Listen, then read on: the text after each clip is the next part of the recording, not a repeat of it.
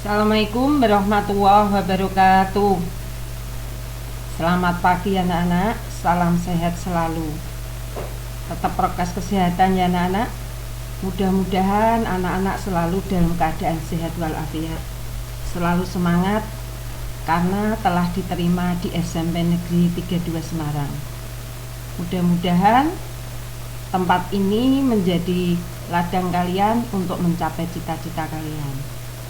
Sebelumnya saya perkenalkan nama saya Endang Susilowati, biasa dipanggil Bu Endang.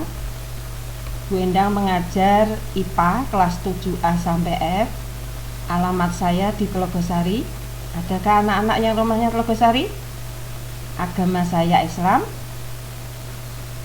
Pendidikan saya S2 PPS UNES. Nomor HP saya bisa kalian baca 082225244170. Demikian anak-anak perkenalan saya. Saya lanjutkan berikutnya tentang penilaian. Penilaian nama lainnya adalah asesmen. Pengertian penilaian adalah penerapan berbagai cara dan penggunaan beragam alat penilaian untuk memperoleh informasi tentang sejauh mana hasil belajar peserta didik atau ketercapaian kompetensi rangkaian kemampuan peserta didik. Penilaian menjawab pertanyaan tentang sebaik apa hasil atau prestasi belajar seseorang peserta didik. Hasil penilaian dapat berupa nilai kualitatif, pernyataan naratif dalam kata-kata, dan nilai kuantitatif berupa angka. Pengukuran berhubungan dengan proses pencarian atau penentuan nilai kuantitatif tersebut. Paham ya anak-anak? Saya lanjut. Tujuan penilaian sebagai alat prediksi. Penilaian bertujuan untuk mendapatkan informasi yang dapat memprediksi bagaimana kinerja peserta didik pada jenjang pendidikan berikutnya atau dalam pekerjaan yang sesuai. Contoh dari penilaian ini adalah tes bakat skolastik atau tes potensi akademik. Lanjut Nana. Tes adalah cara penilaian yang dirancang dan dilaksanakan kepada peserta didik pada waktu dan tempat tertentu serta dalam kondisi yang memenuhi syarat-syarat tertentu yang jelas. Kalau dulu sebelum masa pandemi, anak-anak akan diatur di ruang tertentu, di nomor berapa, di nomor meja berapa. Tapi kalau pandemi berarti anak-anak tesnya secara online. Pelaksanaan penilaian di SMP Negeri 32 Semarang minimal ada 4 anak-anak. Yang pertama, penilaian harian atau PH dilaksanakan oleh pendidik dalam kegiatan pembelajaran dengan pengaturan waktu oleh masing-masing pendidik. Yang kedua, penilaian tengah semester atau PTS dilaksanakan setelah melaksanakan 9 minggu kegiatan pembelajaran. Yang ketiga, penilaian akhir semester atau PAS. Ini PAS di semester gasal.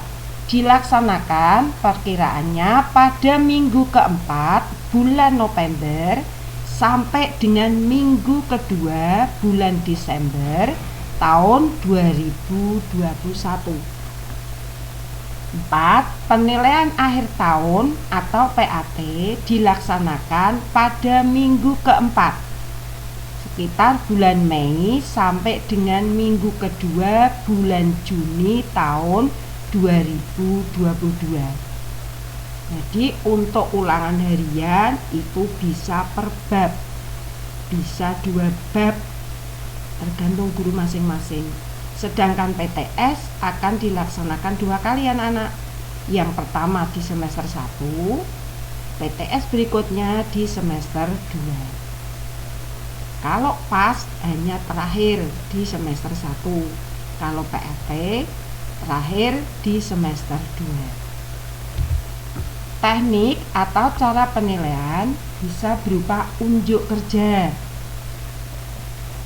Misalnya kalian melakukan praktek. Kemudian yang kedua penugasan. Nah, ini bisa berupa proyek. Yang ketiga hasil kerja atau produk.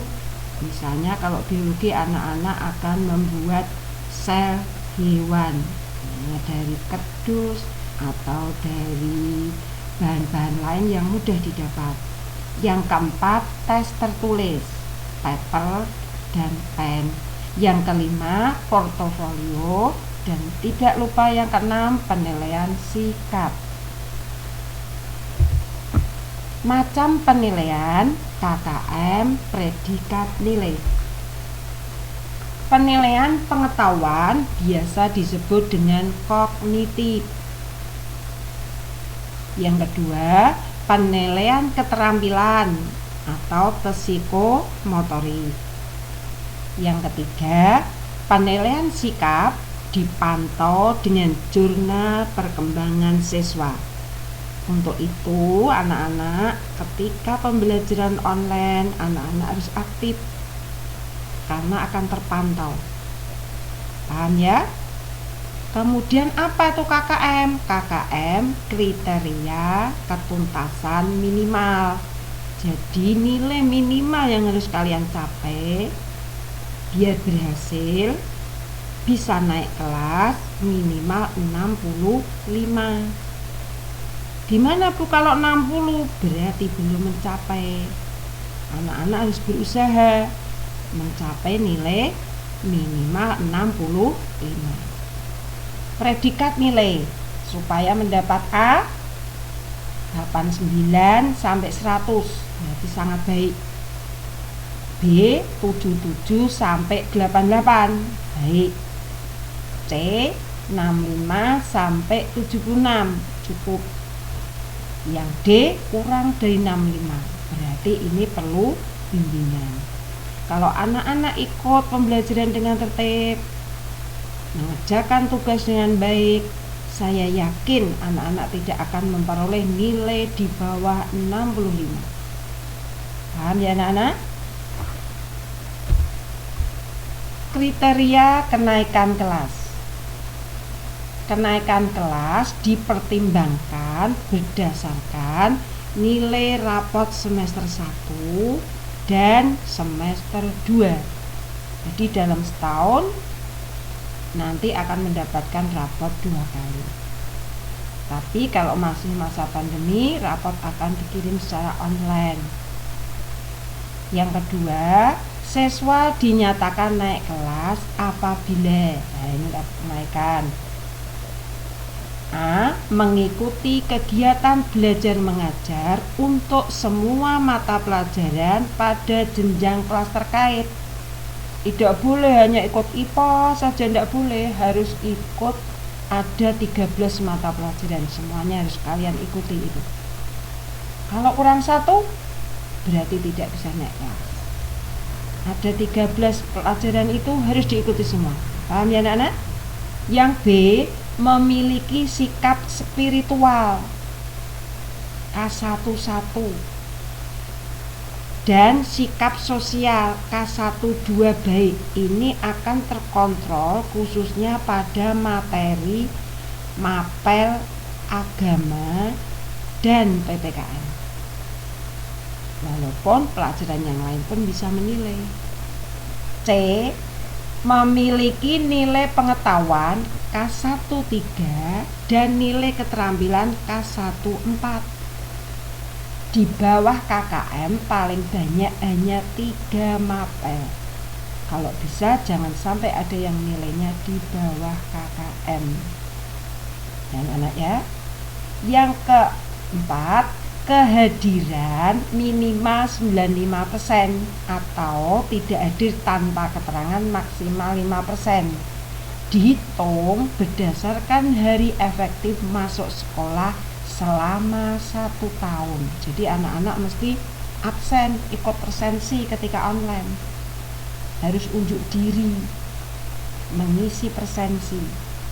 Buktikan bahwa Anda hadir. Nah ini. Jika kurang dari itu, kalian tidak bisa naik kelas. Yang E, tidak ada nilai kurang dari 50 untuk semua mapel. Ya.